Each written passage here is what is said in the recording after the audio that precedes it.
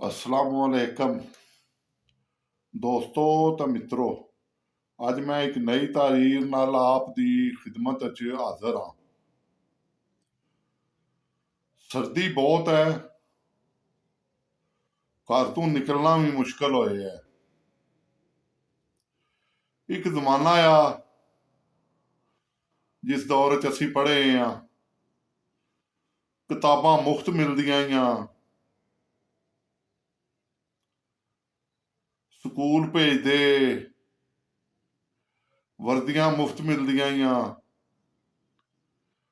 ਇੱਕ ਦੂਜੇ ਦੀ ਮਦਦ ਕਰ ਦਿੱਤੇ ਜਾਂਦੇ, ਸਰਦੀਆਂ ਵੀ ਹੁੰਦੀਆਂ, ਕੋਈ ਛੁੱਟੀ ਨਹੀਂ ਹੁੰਦੀ ਗਈ, ਬੱਚੇ ਸਕੂਲ ਜਾਂਦੇ, ਸਾਲ ਦੀਆਂ ਛੁੱਟੀਆਂ ਕੋਈ 5-6 ਹੁੰਦੀਆਂ ਦਸੰਬਰ 'ਚ।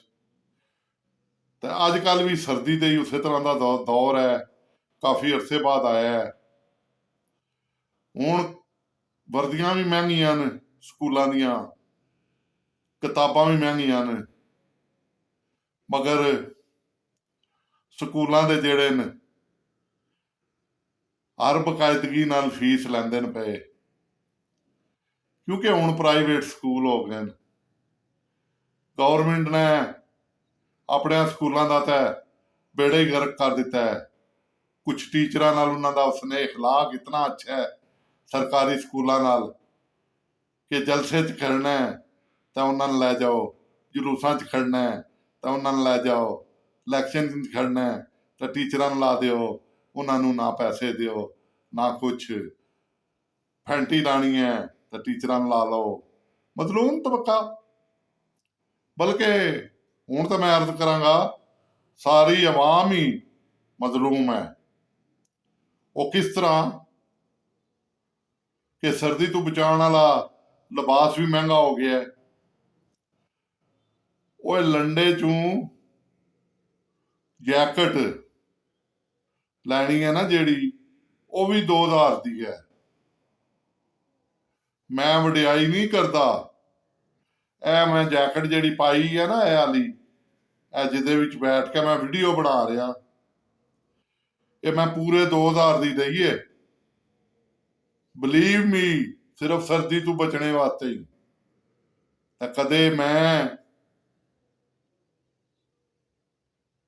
ਅਫਸਰ ਹੁੰਨੇ ਆ, ਮੈਂ ਵੀ ਤੁਹਾਡੇ ਯਾਰ ਨੌਕਰੀ ਕਰਨੇ ਆ, ਮੇਰੇ ਵੀ ਹਾਲਾਤ ਠੀਕ ਹੈ, ਹੁਣ ਵੀ ਅੱਲਾ ਦਾ ਸ਼ੁਕਰ ਹੈ।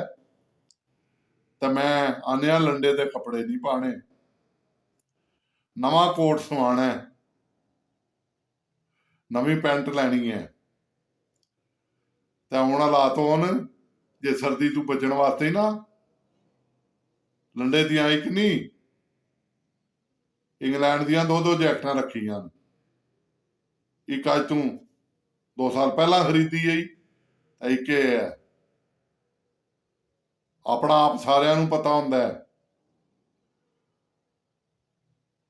ਕਿਉਂਕਿ ਹਕੂਮਤ ਨੇ ਸਾਡੇ ਨਾਲ ਜਿਹੜਾ ਸਲੂਕ ਕੀਤਾ ਹੈ ਜਾਂ ਜਿਹੜਾ ਹੋ ਰਿਹਾ ਹੈ, ਉਹ ਬੜਾ ਹੀ ਭੈੜਾ ਹੈ।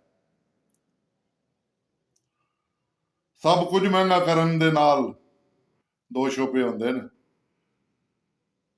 ਜਿਹੜੇ ਆਵਾਮ ਨੂੰ ਰਿਲੀਫ ਦਿੰਦੇ ਨੇ, ਇੱਕ ਤਾਲੀਮ ਤੇ ਇੱਕ ਸਿਹਤ। ਤੇ ਅੱਲਾ ਦਾ ਬੜਾ ਫਜ਼ਲੋ ਕਰਮ ਹੈ, ਦੋਵਾਂ ਸ਼ੋਬਿਆਂ 'ਚ ਆਵਾਮ ਦਾ ਗਲਾ ਕੱਟਿਆ ਜਾ ਰਿਹਾ ਹੈ। ਸਿਹਤ 'ਚ ਦਵਾਈਆਂ ਮਹਿੰਗੀਆਂ, ਕੋਈ ਸਹੂਲਤਾਂ ਨਹੀਂ, ਜਿਹੜੀਆਂ ਕਿਸੇ ਦਿੱਤੀਆਂ ਵੀ ਉਹ ਵੀ ਖਤਮ ਹਨ।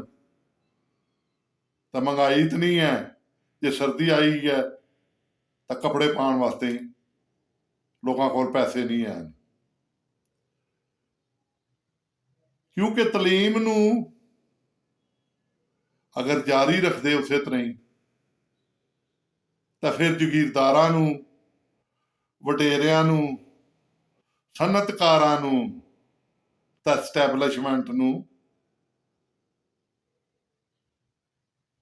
ਗਰੀਬ ਦੇ ਬੱਚੇ ਜਿਨ੍ਹਾਂ ਨੂੰ ਆਪਣੇ ਇਸ਼ਾਰੇ ਤੇ ਚਲਾਉਣਾ ਹੁੰਦਾ, ਉਹ ਕਿਸ ਤਰ੍ਹਾਂ ਮਿਲਣਗੇ?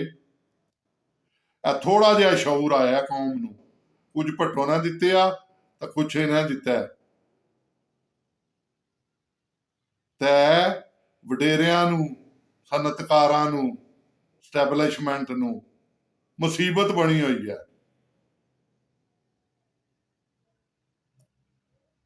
ਤਾਂ ਹੁਣ ਤਾਂ ਸਾਰਾ ਕੁਝ ਹੀ ਖੋ ਲਿਆ ਨੇ। ਦਸੰਬਰ ਇਤਨਾ ਠੰਡਾ ਹੈ ਕਿ ਗਰੀਬ ਤੇ 2 ਵਕਤ ਦੀ ਰੋਟੀ ਮੁਸ਼ਕਲ ਹੈ। ਉਹ ਤੁਸੀਂ ਇਹ ਨਾ ਦੇਖੋ ਚੰਦ ਬੰਦੇ, ਉਹ ਤੁਸੀਂ ਜਰਾ ਗਰੀਬਾਂ ਦੀਆਂ ਬਸਤੀਆਂ ਜਾ ਕੇ ਦੇਖੋ।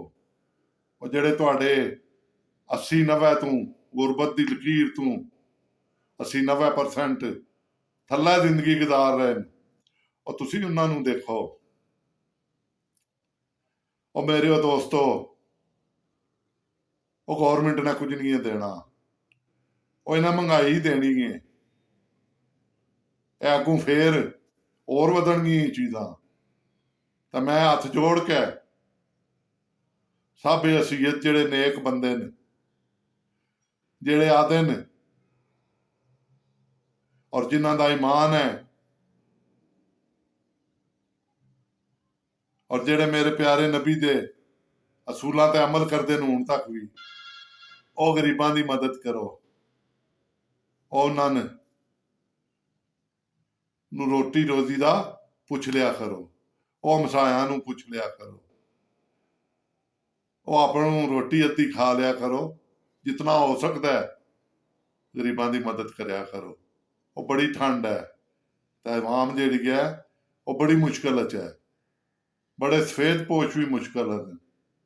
ਹਾਂ, ਸੁਖਿਨ ਤੇ ਜਿਹੜੇ ਝੂਠ ਮਾਰਦੇ ਨੇ ਆ ਤੁਹਾਡੇ ਨਾਲ, ਜਿਹੜੇ ਤੁਹਾਨੂੰ ਰੋਜ਼ ਫਰਾਡ ਦੱਸਦੇ ਨੇ, ਫਰਾਡ ਐਸਟੀਮੇਟ ਲਾ ਕੇ ਦੱਸਦੇ ਨੇ, ਉਹ ਤੁਹਾਡੇ ਟੀਵੀਆਂ ਤੇ, ਉਹ ਤੁਹਾਡੇ ਸੋਸ਼ਲ ਮੀਡੀਆ ਤੇ, ਉਹ ਤੁਹਾਡੇ ਅੱਗੇ ਪਿੱਛੇ, ਉਹ ਜਿਹੜੇ ਹਕੀਕਤ ਤੋਂ ਪਰਦੇ ਨਹੀਂ ਉਠਾਉਂਦੇ। ਉਹ ਮੇਰੇ ਦੋਸਤੋ, ਉਹ ਮੇਰੇ ਪੰਜਾਬੀ ਭਾਈਓ, ਉਹ ਸਾਰਿਆਂ ਨੂੰ ਅਵੇਅਰਨੈਸ ਦਿਓ। ਉਹ ਮੇਰੀ ਤੁਹਾਨੂੰ ਰਿਕੁਐਸਟ ਹੈ। ਉਹ ਮੈਂ ਇਸੇ ਤੋਂ ਪੰਜਾਬੀ 'ਚ ਵੀਡੀਓ ਦੇ ਰਿਹਾ। ਉਹ ਮੇਰੀ ਇਹ ਮਾਂ ਬੋਲੀ ਹੈ, ਇਹ ਸਾਰਿਆਂ ਦੀ ਸਮਝ 'ਚ ਆਉਂਦੀ ਹੈ। ਤਾਂ ਮੇਰੇ ਭਰਾਓ ਤੇ ਭੈਣੋ, ਹੁਣ ਮੈਂ ਤੁਹਾਡੇ ਕੋਲੋਂ ਇਜਾਜ਼ਤ ਚਾਹਾਂਗਾ। ਅੱਲਾ ਤੁਹਾਡੀਆਂ ਮੁਸ਼ਕਲਾਂ ਆਸਾਨ ਕਰੇ। ਅੱਲਾ ਤੁਹਾਡੇ ਕੋਲ ਇਤਨੇ ਪੈਸੇ ਹੋਣ ਕਿ ਤੁਸੀਂ ਬੱਚਿਆਂ ਨੂੰ ਤਾਲੀਮ ਦੇ ਸਕੋ, ਬਲਕਿ ਤਾਲੀਮ ਦਾ ਸ਼ੌਰ ਵੀ ਦੇ ਸਕੋ। ਵਰਨਾ ਵਡੇਰਿਆਂ, ਜਗੀਰਦਾਰਾਂ, ਸਟੈਬਲਿਸ਼ਮੈਂਟ ਨੇ ਤੁਹਾਨੂੰ ਤਾਲੀਮ ਤੋਂ ਬਹੁਤ ਦੂਰ ਕਰ ਦਿੱਤਾ ਹੈ। ਤੁਸੀਂ ਤਾਲੀਮ ਤੱਕ ਹੁਣ ਬੜੀ ਮੁਸ਼ਕਲ ਪਹੁੰਚੋਗੇ। ਇਹਨਾਂ ਤੁਹਾਨੂੰ ਉਸ ਹਾਲਤ 'ਚ ਰੱਖਣਾ ਚਾਹੁੰਦੇ ਨੇ ਜਿਹਦੇ ਹਾਲਤ 'ਚ ਤੁਸੀਂ ਗੁਲਾਮ ਇਬਨ ਗੁਲਾਮ ਰਹੋ। ਸ਼ੁਕਰੀਆ। ਅੱਲਾ ਤੁਹਾਡੀਆਂ ਮੁਸ਼ਕਲਾਂ ਹੱਲ ਕਰੇ। ਮੈਂ ਹੁਣ ਇਜਾਜ਼ਤ ਚਾਹਾਂਗਾ। ਮੇਰੀ ਸਿਹਤ ਲਈ ਦੁਆ ਕਰਨਾ। ਆਪਣੀ ਸਿਹਤ ਦਾ ਖਿਆਲ ਰੱਖਣਾ। ਖਿਆਲ ਰੱਖਣ ਵਾਲੀ ਗੱਲ ਤਾਂ ਕੋਈ ਨਹੀਂ ਰਹਿ ਗਈ।